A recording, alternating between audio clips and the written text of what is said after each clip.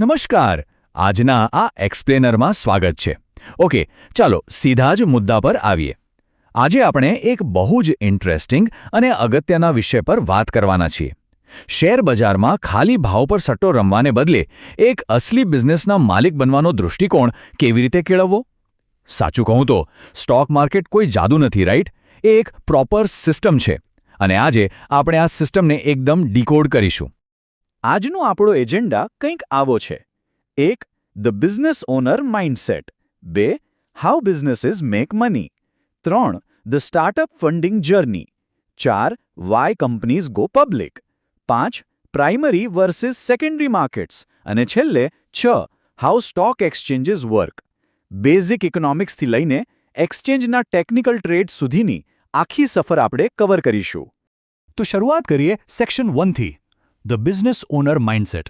આ એ મૂળભૂત ફિલસૂફી છે જે બજારમાં સફળ થનારા થોડાક લોકોને નુકસાન કરતા મોટાભાગના લોકોથી સાવ અલગ પાડે છે. માર્કેટનો એક બહુ જ ગોલ્ડન રૂલ છે. Earning is a subset of learning. એટલે કે કમાણી એ શીખવાનો જ એક નાનકડો હિસ્સો છે.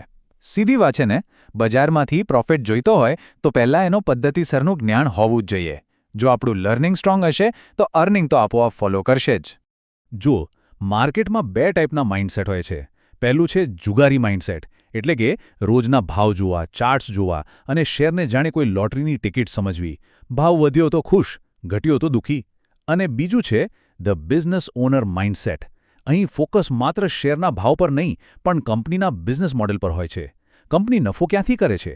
હરીફો કોણ છે? આવનારા 5 વર્ષમાં કંપની ક્યાં હશે? માર્કેટને કસીનો સમજવાની આ ભૂલ બહુ જ ભારે પડી શકે છે. એના કરતાં કંપનીના મૂળભૂત પાયાને સમજવો એ જ એક સાચો રસ્તો છે. આગળ વધીએ સેક્શન 2 તરફ. How businesses make money. ખરેખર તો બિઝનેસ શું છે? સિમ્પલ ભાષામાં કહીએ તો ગ્રાહકના કોઈ પ્રોબ્લેમનું સોલ્યુશન આપવું અને એના બદલામાં થોડું માર્જિન કે નફો કમાવો. આ ગણિતને સમજવા માટે આપણે એક મસ્ત ઉદાહરણ લઈએ. ઢાબા ઇકોનોમિક્સ. ધારો કે એક ઢાબા પર રોજ 100 લોકો જમવા આવે છે અને એક પ્લેટનો ભાવ ₹100 છે. તો ઢાબાની મહિનાની રેવન્યુ એટલે કે આવક થઈ ₹3 લાખ, રાઈટ? હવે ખર્ચાઓ ગણીએ. ભાડું અને પગાર જેવા ફિક્સ્ડ ખર્ચાઓ 55,000 છે અને કાચો માલ કે પેકેજિંગના વેરિયેબલ ખર્ચાઓ ₹1,20,000 છે. એટલે કુલ ખર્ચ થયો ₹1,75,000. તો અંતે માલિકના કિસ્સામાં નફો કેટલો બચ્યો? ₹1,25,000. આ બહુ જ સિમ્પલ ઉદાહરણ છે, પણ મોટી મોટી કંપનીઓ પણ એક્ઝેક્ટલી આ જ રીતે કામ કરે છે. જો આ જ ઢાબો મોટી ચેઇન બની જાય તો પણ ઇકોનોમિક્સ તો આ જ રહેશે. હવે બિઝનેસના મુખ્ય 3 પ્રકાર હોય છે. ફર્સ્ટ, પ્રોડક્ટ બેઝડ બિઝનેસ, એટલે કે મારુતિ અથવા હ્યુન્ડાઈ જેવી કંપનીઓ જે ફિઝિકલ પ્રોડક્ટ્સ બનાવે છે.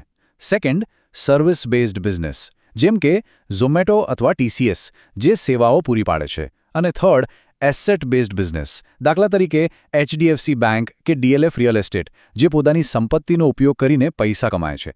આ ત્રણેયની મૂડીની જરૂરિયાતો અને ગ્રોથ કરવાની રીતો સાવ અલગ અલગ હોય છે. રિયલ એસ્ટેટમાં શરૂઆતથી જ બહુ મોટા ફંડની જરૂર પડે, જ્યારે સર્વિસ બિઝનેસ બહુ જ ઓછી મૂડીથી પણ ફટાફટ સ્કેલ થઈ શકે. ચાલો હવે આવીએ સેક્શન 3 પર, ધ સ્ટાર્ટઅપ ફંડિંગ જર્ની. જ્યારે કોઈ બિઝનેસ ગ્રો થાય છે ત્યારે એને બહારના ફંડની જરૂર તો પડવાની જ છે. આ જર્ની સ્ટેપ 1થી શરૂ થાય છે. એક આઈડિયા હોય અને ફાઉન્ડર પોતાની બચત વાપરે, જેને બૂટસ્ટ્રેપિંગ કહેવાય. પછી સ્ટેપ 2માં જો રિસ્પોન્સ સારો હોય તો મિત્રો અને પરિવાર પાસેથી ફંડ લેવાય. વધુ મોટું થવા માટે સ્ટેપ 3માં એન્જલ ઇન્વેસ્ટર્સ એન્ટ્રી મારે. હવે ધારો કે 50-100 કરોડની જરૂર પડી તો સ્ટેપ 4માં વેન્ચર કેપિટલિસ્ટ્સ એટલે કે VCs મોટા ફંડ સાથે આવે. અને ફાઇનલી આખા માર્કેટ પર છવાઈ જવા માટે કંપની સ્ટેપ 5માં IPO લાવીને પબ્લિક થાય છે. Section 4, why companies go public. કંપનીઓ આખરે શેર બજારમાં લિસ્ટ કેમ થાય છે? કોઈ પ્રાઇવેટ કંપની પબ્લિક થવાનું કેમ નક્કી કરે? એના 5 મેઇન કારણો છે. 1. નવા પ્રોજેક્ટ માટે મોટું ફંડ ભેગું કરવું. 2. શરૂઆતના ઇન્વેસ્ટર્સને એક્ઝિટ આપવી, જેને ઓફર ફોર સેલ કહેવાય છે. 3. બ્રાન્ડની વિઝિબિલિટી અને ટ્રસ્ટ વધારવા. 4. સારા ટેલેન્ટને આકર્ષવા માટે કર્મચારીઓને EOCPS એટલે કે સ્ટોક ઓપ્શન્સ આપવા. અને 5. કોઈ બીજી કંપની ખરીદવી હોય તો કેશની જગ્યાએ શેરનો ઉપયોગ કરવો.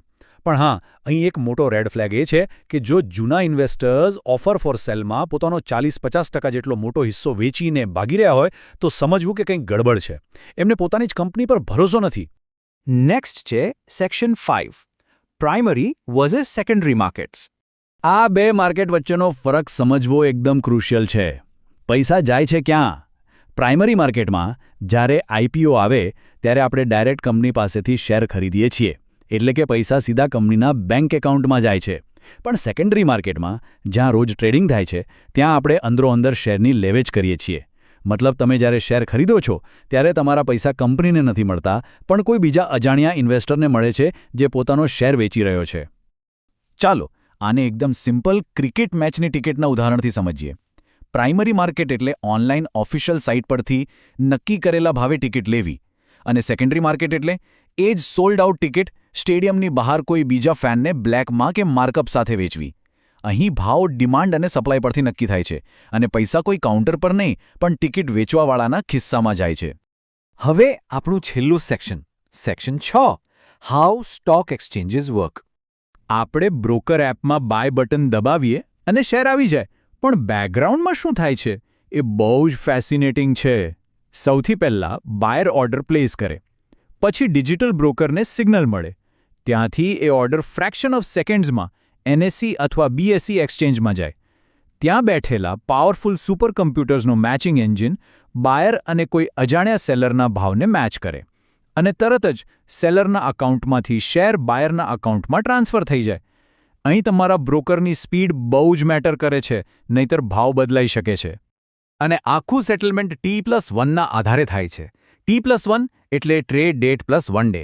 સિમ્પલ ભાષામાં કહું તો સોમવારે શેર લીધો હોય તો મંગળવાર સવાર સુધીમાં એ ઓફિશિયલી ડીમેટ એકાઉન્ટમાં રિફ્લેક્ટ થઈ જાય. બસ આ જે મોમેન્ટ છે જ્યારે એક વાસ્તવિક બિઝનેસના નાના એવા હિસ્સાની માલિકી કાયદેસર રીતે ટ્રાન્સફર થાય છે. તો હવે આપણે આજના આ એક્સપ્લેનરના અંતે આવી ગયા છીએ. જતાં એક બહુ જ વિચારવા જેવો પ્રશ્ન મૂકીને જાઉં છું. જ્યારે આપણે પોર્ટફોલિયો ખોલીને જોઈએ છીએ ત્યારે શું એ ફક્ત રોજ ભાવ જોવા માટે ભેગી કરેલી લોટરીની ટિકિટો છે, કે પછી રિયલ સ્ટ્રોંગ અને પ્રોફિટેબલ બિઝનેસીસનું લિસ્ટ છે? સાચી સફળતા માટે આ બિઝનેસ ઓનર માઇન્ડસેટ કેળવવું જ પડશે. આ જ વિચાર સાથે આજે આપણે અહીં અટકીશું. કીપ લર્નિંગ અને સમજદારીથી આગળ વધતા રહો.